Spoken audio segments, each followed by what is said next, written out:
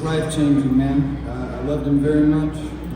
Never got to meet him, but I feel like he was like the best friend that I never met. Inspired me dearly. One time I had a cassette tape with what I thought was the 5 greatest songs ever written.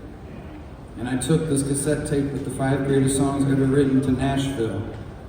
And I was in an old El Camino. It was a 72 El Camino, just like the one in the Elizabeth Cook song. And as soon as we got to Nashville, it broke down. So I was bummed, but I still had the cassette with the 5 greatest songs ever written. So I started walking all over town, me and my buddy Opie, was really his name.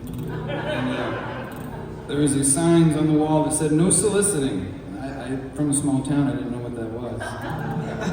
People don't solicit in a small town, you just run them off. They know better. And I said, "What does that mean?" And they said, "You have to have permission to give us your cassette tape." And I said, "You need permission for me to give you the cassette tape with the 5 greatest songs ever written on it?" And they're like, "Yeah." So I just broke the rules and I started putting this cassette tape with the 5 greatest songs ever written in every record label that I could. I would sneak them in, shove them under the door. And we got the El Camino fixed up, and we went home, and I sat by the phone and waited for all those record companies to call me regarding the greatest 5 songs ever written. And a lot of time went by. I was like, what's happening here? You know, I was making sure my phone worked. It was a landline at the time. I decided, you know what, I'm just going to go back and listen to those 5 songs again. And I listened to them and I was like, these are the 5 worst songs in the history of the world. What was I thinking? And about 5 or 6 months went by, and I got this email from Oh Boy Records, which is John Prine's record. I was only like 20 years old or so when this happened. And it said, "Dear Cody," I wasn't even Chicago Farmer yet, I was just Cody. And he said, "Dear Cody, there's nothing here that interests us. But keep going." And it was just that was the only message I got from all those cassette tapes. And it was John Prine and his team, and they just recognized me. That's what John Prine does. He recognizes people. He recognized me. It probably wasn't him. Hopefully he didn't hear those 5 really bad songs. But his family acknowledged me. And there was another time when I was trying really hard to open for him. But it was when the Tree of Forgiveness album came out. And the Milk Carton Kids got the gig. And, they're pretty good. But anyways, never met John Prine, but twice in my life, his people have turned me down. And inspired me both times. Thanks to Jordan and all the people that travel around the country and keep his songs alive. And make up new ones that inspire.